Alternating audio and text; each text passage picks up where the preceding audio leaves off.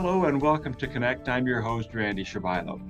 Today we're trying something new with our first international guest, Mr. Tasso Evangelinos from the Central City Improvement District in Cape Town, South Africa, as well as Tony Wood with the Saskatoon Terry Fox Committee. And as always, we'd like to connect with you. Follow us on Facebook to watch new and past interviews or email us at connectyxe@gmail.com.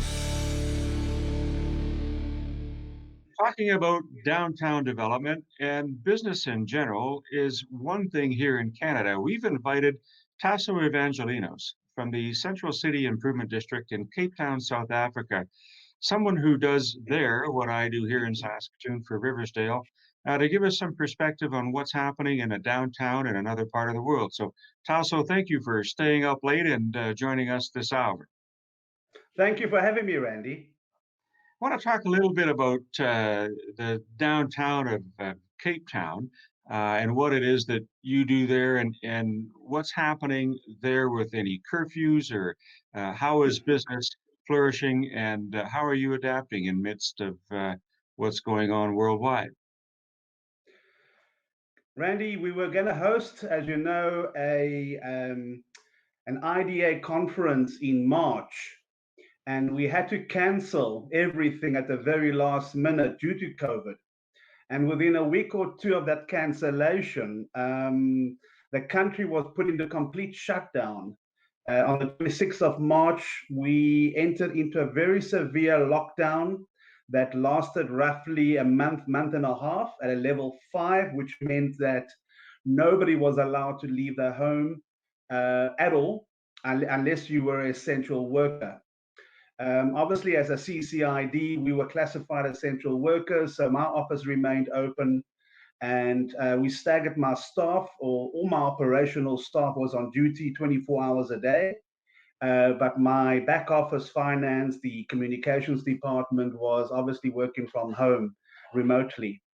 We are a company with approximately 640 odd staff, where all of them, 90, I would say 98% of my staff were on duty, which was more than what the City of Cape Town staff were doing at the time. But we remained on duty. We focused on protecting and looking after our landlords, our retailers, our residents, and their properties. We adapted our strategies to deal with the COVID pandemic.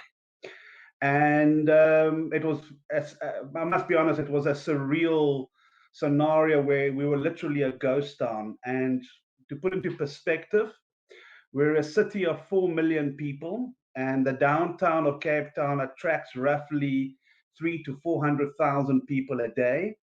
And we were down to approximately 10,000 maximum in terms of people arriving for work on a daily basis during the lockdown, the severe lockdown, and mostly were essential workers.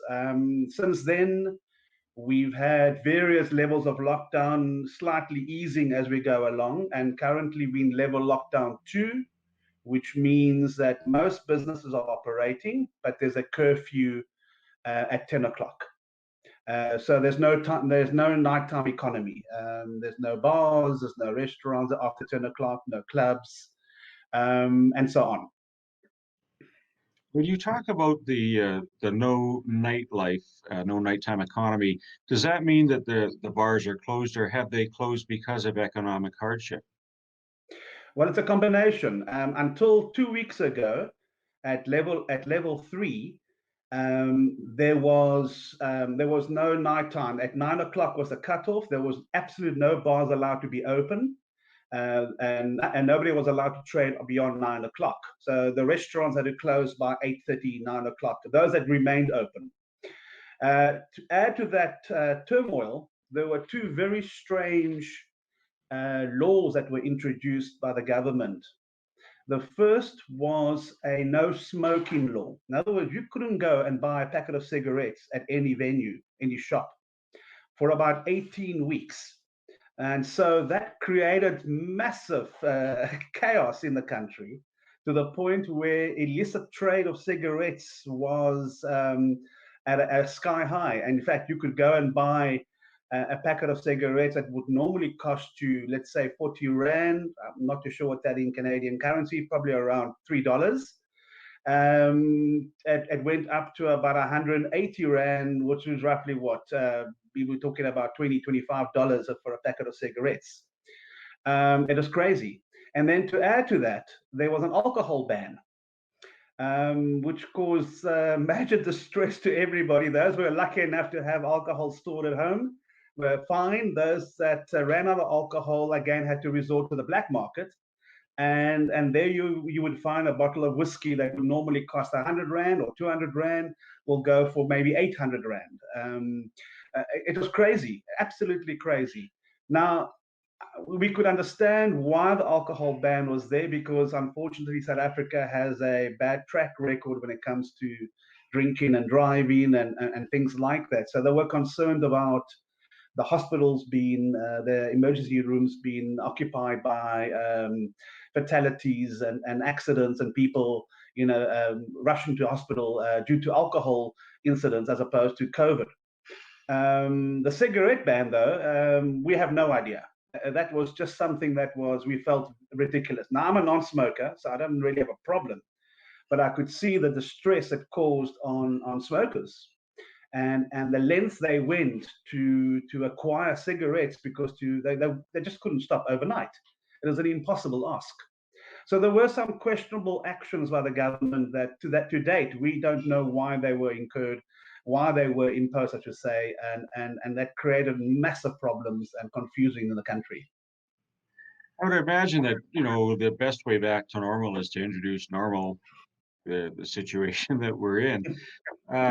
What is it doing for tourism? I can only imagine, with plans to travel there earlier this year being canceled. Uh, is there any plan for the reopening of Cape Town and South Africa to the world? Yeah.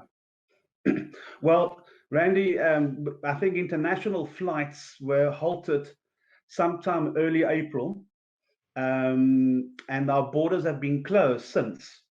So tourism has collapsed to zero. Now, Cape Town being a tourist city, and a large percentage of its business is hospitality related. Just in my CCID alone, I have over 3,500 beds that are standing empty during this period of time. All our Airbnbs, conventions, conferences, business centers. It's been absolutely devastating to the industry, and they have no hope for surviving. Restarting any day soon. The talks are around opening the borders, possibly around November, maybe beginning of December. That's the general talk. I'm not too sure how reliable that conversation is. But certainly from January onwards, we're expecting some form of international tourism. There are some sporting events that have been scheduled for early next year, and we're expecting those to be carried through. So, at best, I would say to you in the beginning of the new year, do we see our borders opening up? Hopefully earlier, but even then, we're a long haul destination. And so it takes time to plan for this type of trip to come down to the southern tip of Africa, and it takes you weeks and months to prepare. So we don't expect to see an overnight rush, so to speak, of international guests coming back to Cape Town. So we rely very much on our local tourism. We're making plans to reach out to other parts of South Africa and Central Africa, and hopefully that will alleviate some of the problems in terms of capacity and tourism, and also the local tourist industry has changed its strategies and are now offering value for money type of packages for local Cape Townians and local South Africans to come visit Cape Town and to enjoy our sites and our accommodation. So there's a whole change in strategy, which is, I think, pretty normal for that to happen. But international tourism, Randy, I think it's going to take us a couple of months more before we're going to feel the impact of letting or welcoming international guests back into the country. We see in Canada here in Saskatoon and Saskatchewan that there's been some pressure with people wanting or having to stay at home. I'm hearing that the lockdowns are far more restrictive in Cape Town. Are you seeing a resurgence with home renovations or your retail market? What's happening with people who have to stay at home? Are they investing into their own properties and where they're at? Yes, actually, surprisingly, I went and bought a new dishwasher the other day, and I was speaking to one of the sales consultants, and he said to me he had the best 4 months of his 9-year career at this particular white appliance store. And I didn't quite understand what he was referring to. And he said the strange phenomenon was because of the lockdown since the end of March until present, people are realizing that they needed things at home. They were not adequately equipped to deal with staying at home for such a long period of time, and they realized that they were missing certain equipment, certain gadgets, certain appliances. And so when they were allowed to come out of their home for a short period of time, other than going shopping for food and medicine, the third most popular shop was the appliance store. So TVs and generators and microwaves and washing machines and vacuums and all that kind of stuff flew out of the stores, which was quite a quite a strange phenomenon. But when you think about it, it actually made sense. At the moment, the last 2 weeks has probably been the most positive period in Cape Town and South Africa's COVID period, because level two allowed around 80% of businesses to reopen. Now, the National Disaster Management Act, which covers COVID, doesn't encourage people to go back to work. So they're saying you can go and work, but if you can stay at home, stay.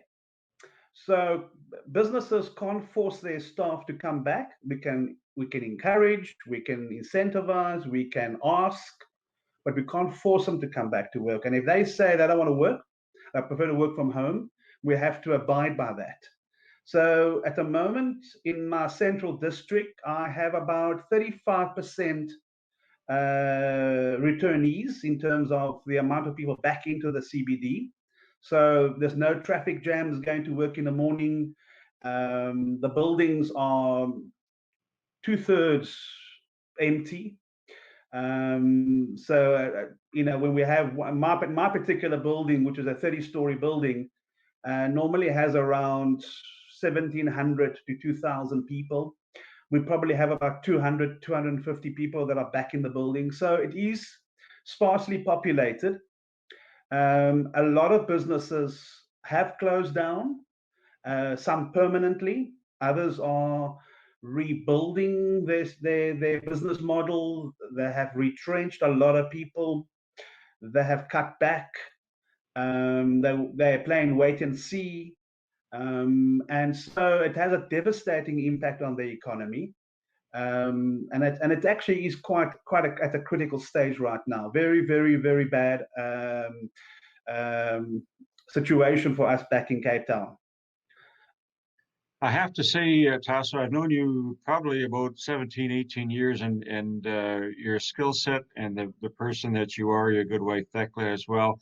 A shout out to you for the work that you're doing, and hopefully all of us can return to business as usual. And I want to thank you again for staying up late and making this happen for us here in Saskatoon. Only a pleasure, Randy. Good luck to your side as well. Thank Good. you. Stay with us, folks. We're coming right back.